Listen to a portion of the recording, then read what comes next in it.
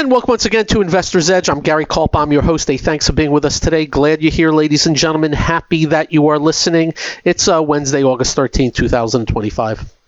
Hope you're having a good day. Ladies and gentlemen, what we are here for is serious talk on everything that affects you. We'll do the markets, and we have a lot to say on the markets today. I mean, a lot to say on the markets today because the jello is moving on the plate. Take a plate. You know what I mean. We'll do the economy, your job, your industry. Anything that's emanating out of D.C. Just sheer insanity. We'll get to that in a minute.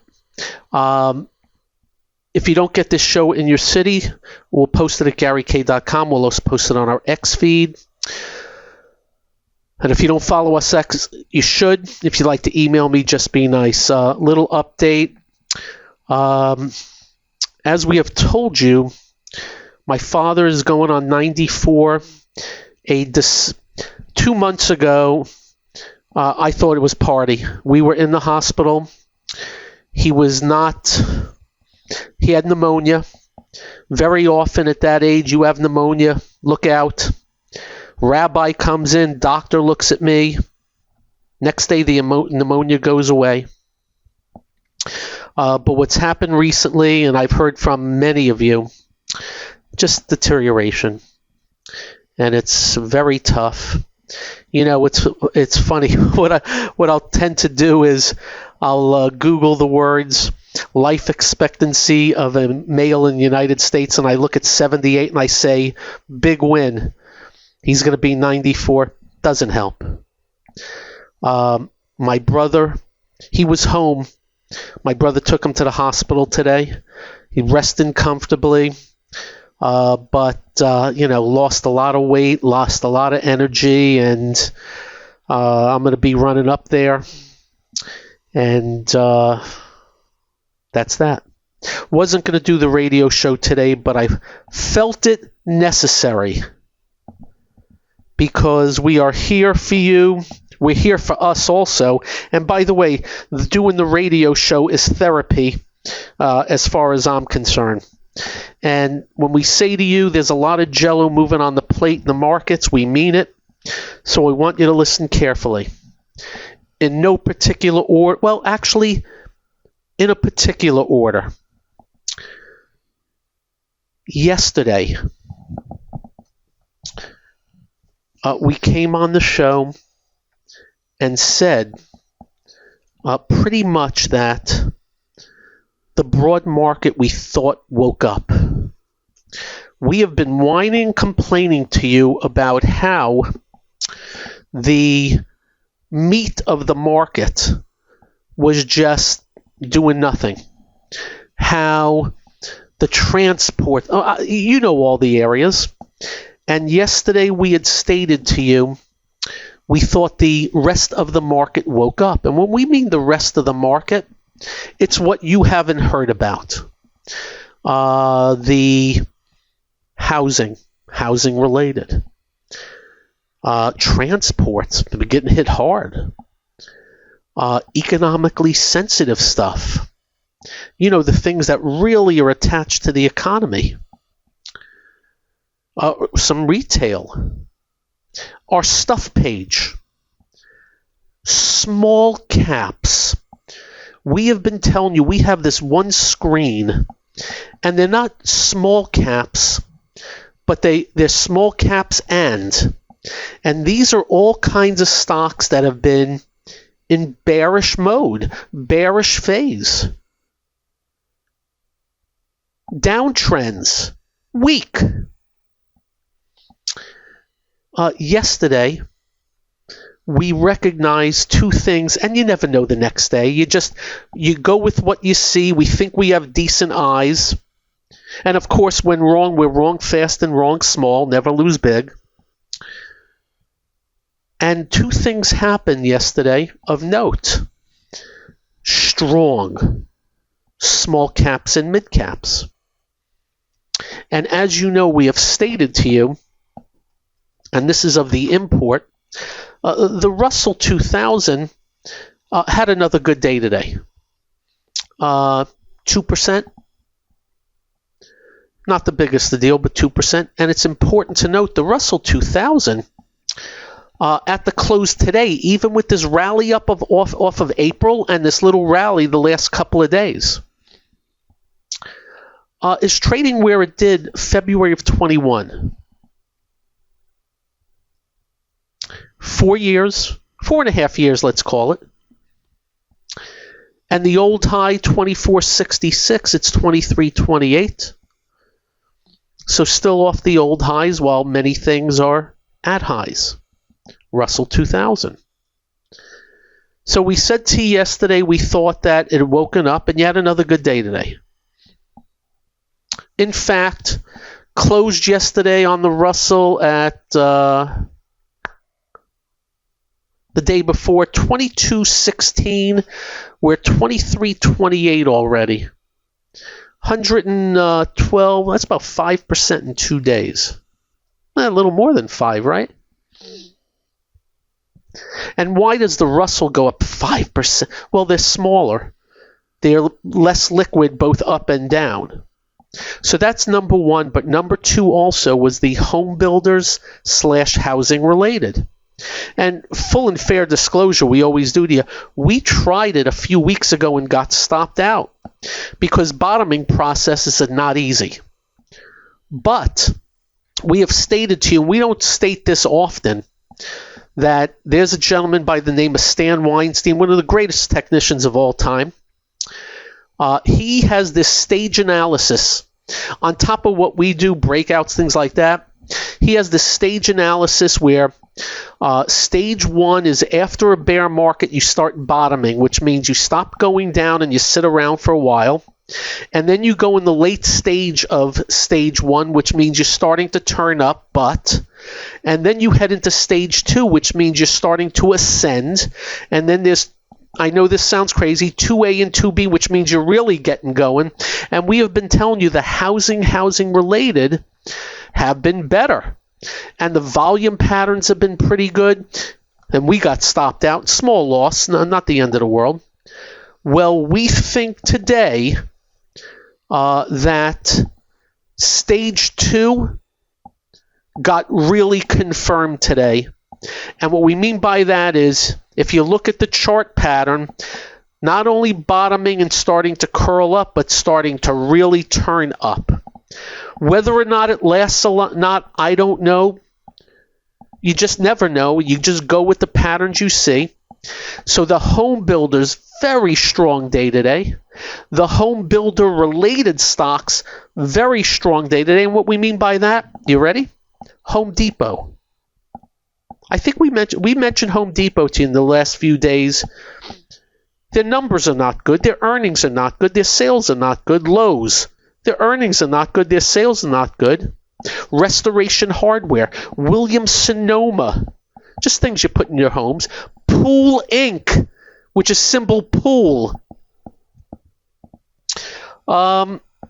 Mortgage-related homes. And how about the mobile homes also?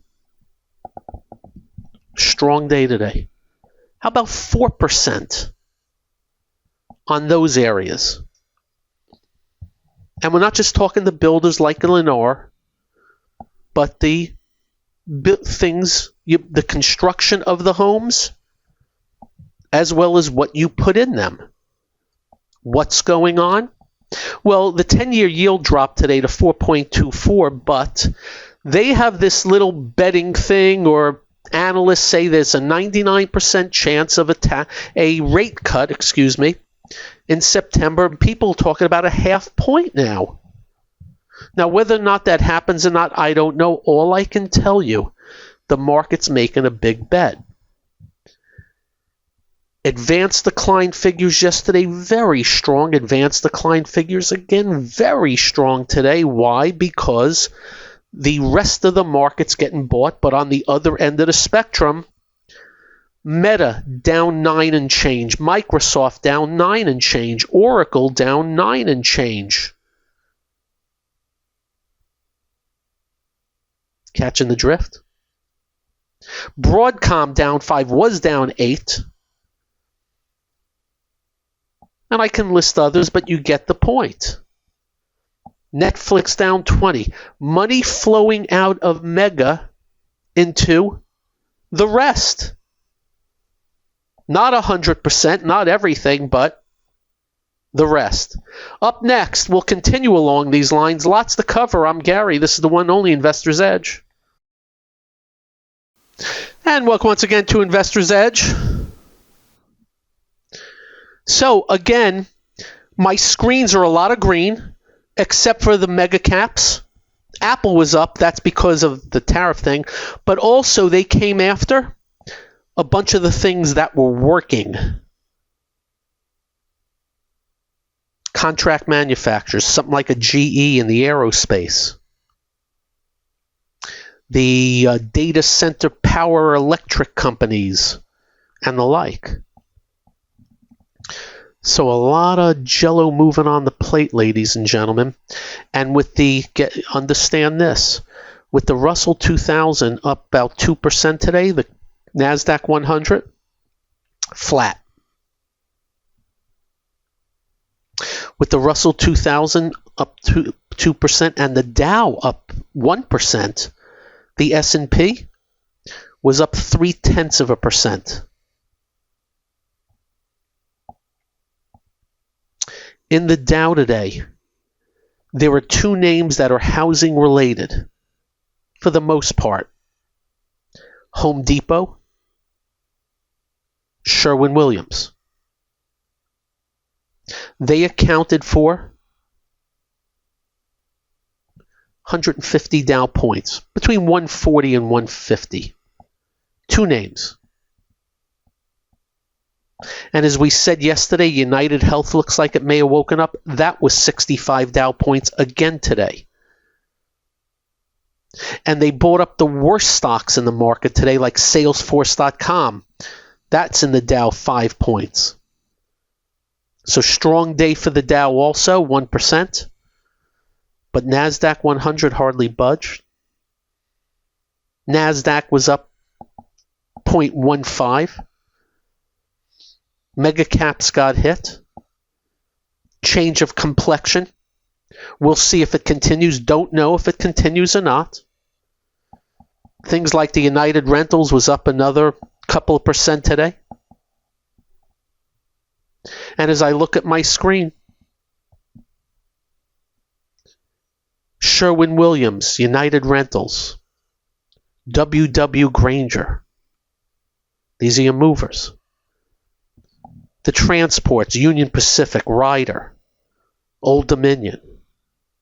We told you about the retail, especially what goes into homes. But retail had a good tone. Oils bounced. And we mentioned United Health. And again, if that gets moving, China was strong. In fact, very strong overnight. Alibaba broke above a little range. FUTU, I think, hit new highs. Tencent, TCEHY, new highs. My worst screen bounced. Some of the worst stocks in the market bounced. Why? Markets going elsewhere. How long it lasts, I don't know. And as I went through, what I mentioned, Home Depot, earnings down 3%. What I mentioned, Lowe's, earnings down 5% and revenues down 2%. So this is interest rate related and a pretty interesting move away from some things and into other things. And as I mentioned again, the housing related ETFs, the small cap ETFs, which have underperformed big time. The mid caps had another good day today. That's MDY you can look at. And just this other, what I call stuff. Now, that didn't mean growth wasn't okay. The semis are economically sensitive. So you had some good moves, and there was some news on AMD that had it up $9. AMD gapped down on earnings and right back up. So the semis were okay today. And most importantly, again, great advance declines. Now, as always, just a few things I want you to continue to be careful about. Remember what I told you about the recent initial public offerings? What do we tell you? Just so you know, they are opening them up hot. And then they're cramming them. Meaning $30 stocks are opening up at 100 and closing at 90, and a week later it's 50. I'm just giving you an example. We mentioned some of the names. Well, they came out with another one today, and we hope you listen. There's a company, the name of the company is Bullish. Just Bullish. Bullish. It's out of the Cayman Islands. It's a Cayman Islands-based digital asset platform that provides infrastructure and information services, another crypto. I went to their website. I cannot figure out their numbers. Normally, you go to one of these websites and you get numbers. I go to Investors Relations. I'm looking for numbers. Well, it says published initial public offering. Files registration 3 weeks ago. I'm looking for numbers. I don't see any numbers, but it's crypto and this and crypto and that. Usually I'd get a 10K, 10Q and all that crap. I don't see it. Ooh, SEC filings. I got an S8. No, all I see is securities registrations. So I can't tell you if they have earnings or sales, what have you. That is not a commentary on the company. I am going to talk about the stock. $37 deal.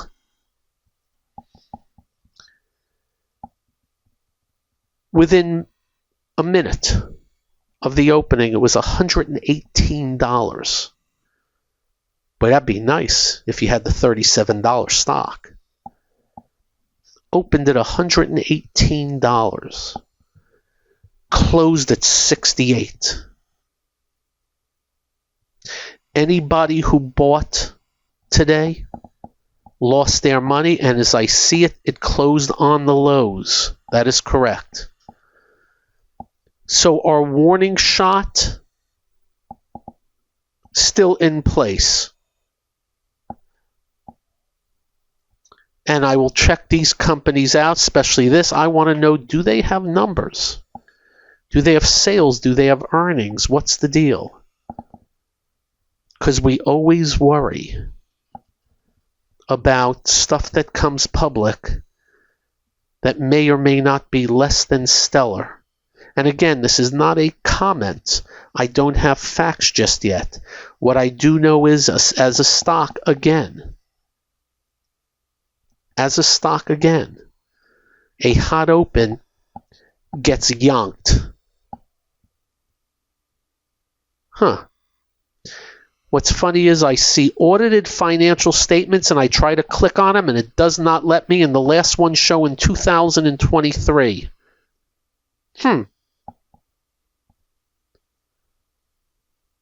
I'm still looking. I'm Gary. This is the one and only Investor's Edge. Yeah, so I got some financials and I'm reading digital asset. I don't know if that's a sale or not. You know what? We're going to wait till I get more info before I yap away on this. But the most important thing is be careful about hot opens and IPOs right now. It's not the first. It's not the last. And we don't want you to lose your arse. This was yapped about when it opened today. 118. Closed at 68. 118 to 68, that's $50 on 118. I'm going to call it 45%, give or take a couple percent.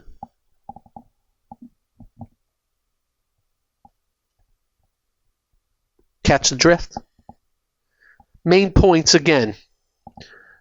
Big move the last 2 days into small caps from large. I know the Dow's up, but that's the big move into other stuff. Down and outs. and even United Health, which if you have been a shareholder, I'm happy for you. And in case you don't know, United Health this week is up times 6, about 150 Dow points itself. And it's Wednesday.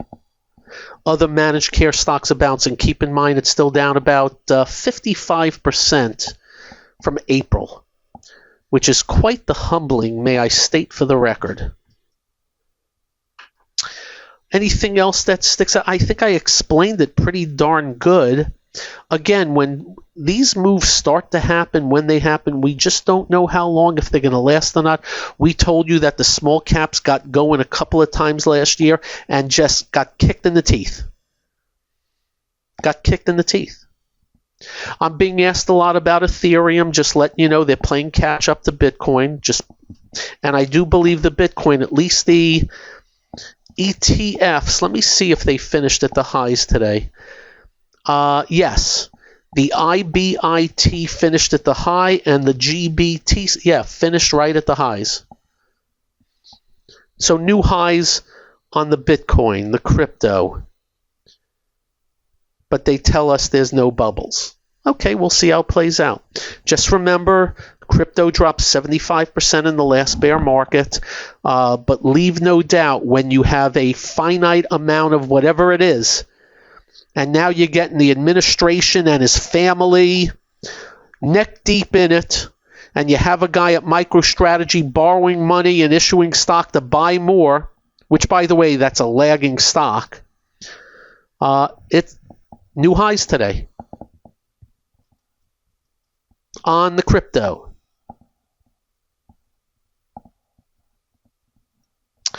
And that's that. Interest rates came down today. That's good news. Oil prices came down.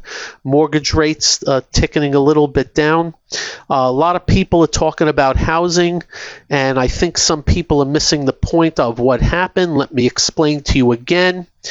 The president is ripping Jay Powell for not lowering rates right now, but Jay Powell really hasn't done anything wrong right there. He could be a quarter or half point. The president, as usual, loves finding an enemy and putting him front and center, just like he did with that woman at the Bureau of Labor Statistics. She's probably got death threats because he said she cheated and rigged it, which pisses me off. But we move on. Jay Powell, where he screwed up big time, just remember what happened with housing. He took rates to zero. You got 3% mortgages. You got to refinance down to 3% and under. People buying homes 3% and under. What did that do? It unleashed the price of housing. So housing went kind of vertical for a couple of years during COVID, and after COVID, vertical, which ended up with fantasy land prices. And at the same time, fantasy land prices, who the hell wants to sell? Why would I sell a home that I have a 3% mortgage? Oh, by the way, it's now 7%. So a lot of that went on. But now people wanting to sell, but they're putting them up at fantasy land prices. So what's happening right now, especially where I'm looking at a lot of places, everything is a lowered price. Prices are coming down. Days for sale are going up. Where it lands, I have no clue. How it lands, I have no clue. I am just telling you, I still see people trying to sell homes 50 to 100% higher than 2 years ago. Good luck. I've seen some homes sold. I've seen it. But for the most part, seeing a lot not. And I'm also seeing a lot of homes now starting to come off for sale because they weren't getting their price. So we'll keep you informed. We keep hearing all this talk of affordability, which Jay Powell's fault. What did I tell you what happens? When you rig markets, you end up with lots of distortions when all's said and done, and we have a distortion in the home market. I feel bad for people wanting starter homes right now. You're paying up if you're buying, and your mortgage rates are up a lot higher than they were because of Jay Powell. If he would have left well enough alone, affordability would be much better. Now, do I think it can turn into an '08? I'm not there. And we've told you that. I'm not there. My guess is no. But we'll keep advising as more cards come out of the deck. I got asked about CoreWeave. This is one of those hot IPOs that did have a good run. Was down $31 today. Down 21% on their earnings report. Well, first off, it rallied up beforehand. But just another company that loses money. With strong revenue growth, by the way. Cloud platform for accelerating whatever AI. Just letting you know. I got asked on CRCL also, this Circle Internet loses even more money. That was down 10 today. Well, they did a secondary, or they're doing a secondary. That's putting more shares on the market, a big selling shareholder. Cashing out. We'll let you know if we start to see a lot of secondaries. You don't want to see a lot because that's more stock being put on the market. We shall see. But my big point on the IPOs again, be careful of the hot stuff. And by the way, I haven't mentioned a bunch. I did mention FIG. They had it up the second day at $145. 8 days later, it's 81. That's over 40% too. So just watch your P's and Q's. If you buy into Frenzy, how about ETOR? Came public. Had it at $80 in June. It's 48 today. Want me to do more? I'm just going through a couple as I speak. MNTN. That's not called Mountain. It's just MNTN. Transform connected TV into next generation performance. Small company loses a bunch of money. That was $32 4 days ago. It's 23 today as they announced another big loss. 32 to 23. What is that, about 28%, right? See where we're going with this? SLDE, they had it at $26 in June. 15 today.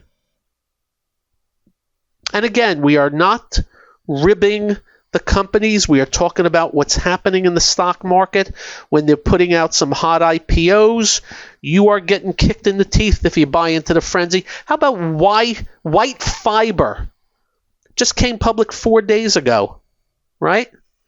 Hit a high of 25. It's 17.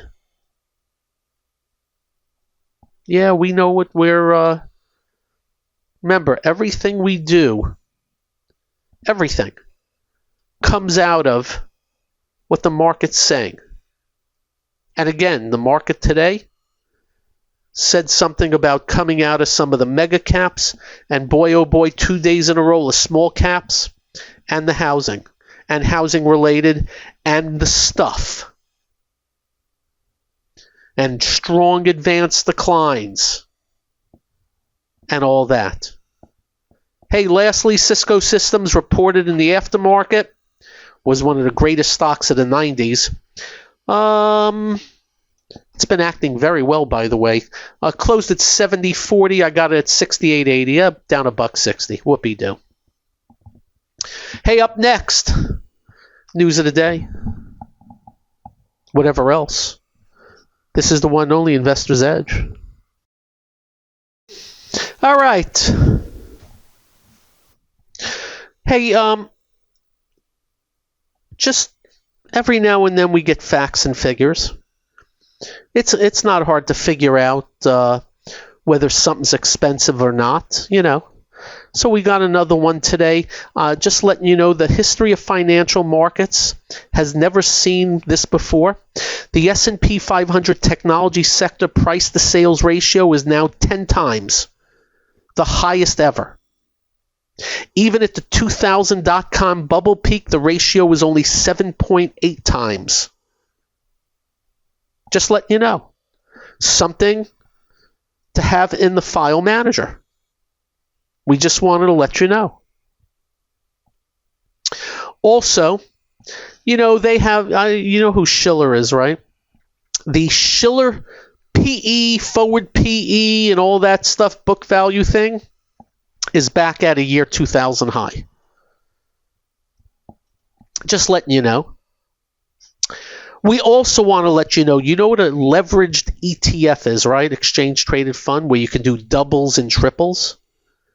You know that, right? You can do triple S&P, double S&P. And by the way, I don't think they've kept their end of the bargain, just so you know.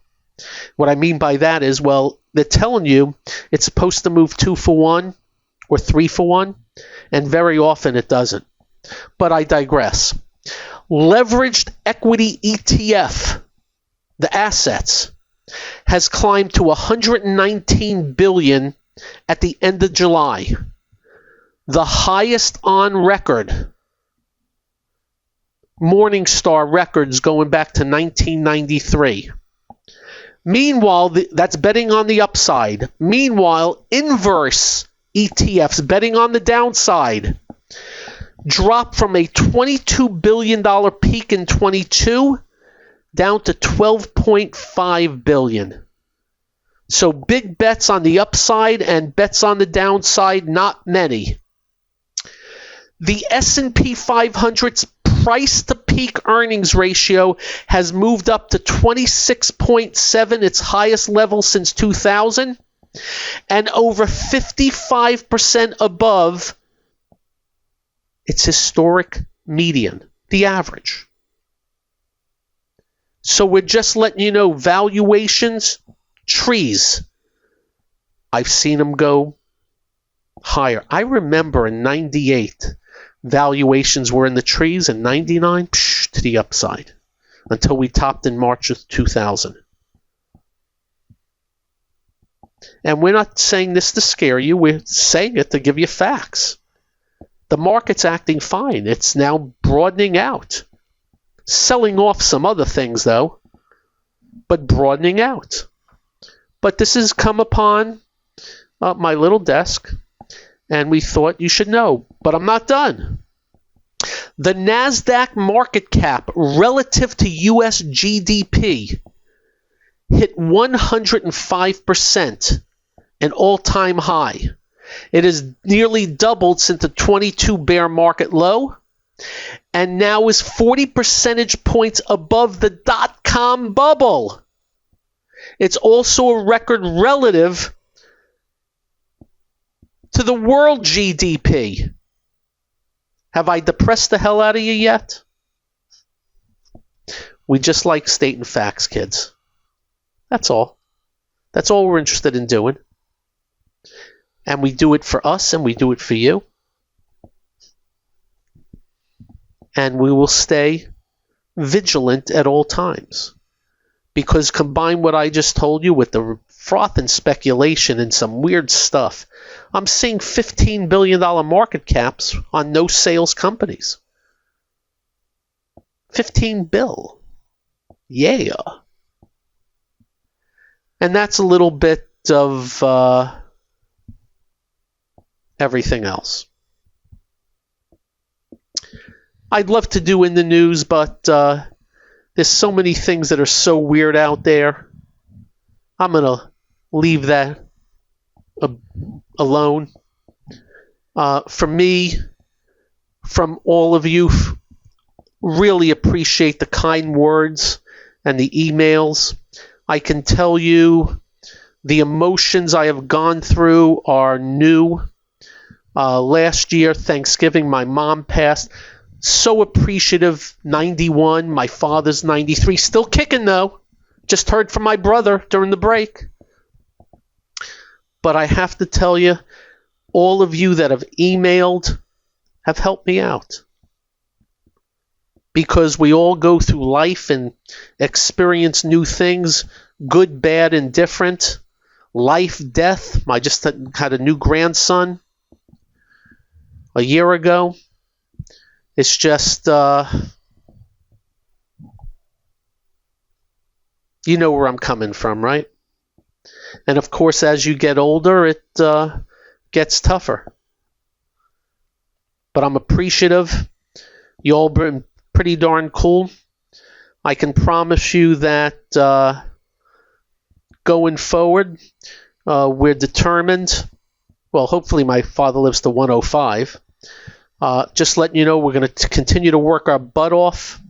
We'll continue when wrong, be wrong fast, be wrong small. When right, try to let them run. Try to have a good eye on everything without any agenda, ulterior motive, or bias. Take on all comers. As you know, we hit them hard. Doesn't matter whether they're Republican or Democrat. Oh, by the way, July's deficit was $291 billion. They were telling us how great things were because the month before there was a surplus, but I didn't hear them talking. Those same people were not out today talking about $291 billion deficit for the month of July. I want you to all remember that. The people that are in the tank don't care about you. They care about protecting their side. Such is life. We're through a lot of earnings season. It's going to quiet down. We keep being told that August and September are bad, but maybe bad for some areas right now, but the broad market coming on. If anything changes, we'll let you know. You all have a great evening. Drive carefully. When you get home, do like I do. Well, as soon as I get up to the Northeast, I'll be giving the dad a big hug, and my brother, who's been doing a yeoman's job. Make sure you hug your children also. Have a good evening, everybody. Really appreciate you. Good night.